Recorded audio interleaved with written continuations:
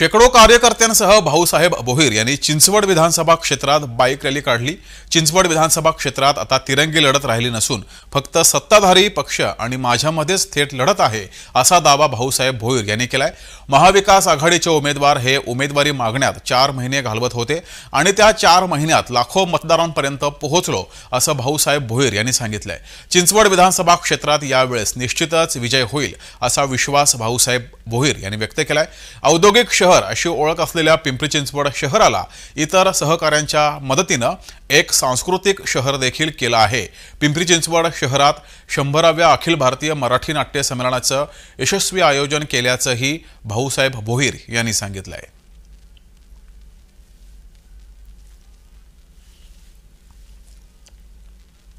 समाजकार्यासाठी, कला क्षेत्रासाठी या शहराची औद्योगिक नगरीची मी सांस्कृतिक नगरी केली। त्यामध्ये अनेकांचा सिंहाचा वाटा आहे। मी एकटाच नाही, पण मी ते टीम वर्कने हे सर्व केलं, स्वतःला सिद्ध केलं।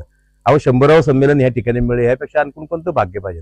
संपूर्ण जगभरात 7 लाख लोकांनी लाईव्ह संमेलन पाहिलं। ते भाऊसाहेब भोईरचं नावापेक्षा पिंपरी चिंचवड शहरात संमेलन झालं, मोराच्या भूमीत संमेलन झालं।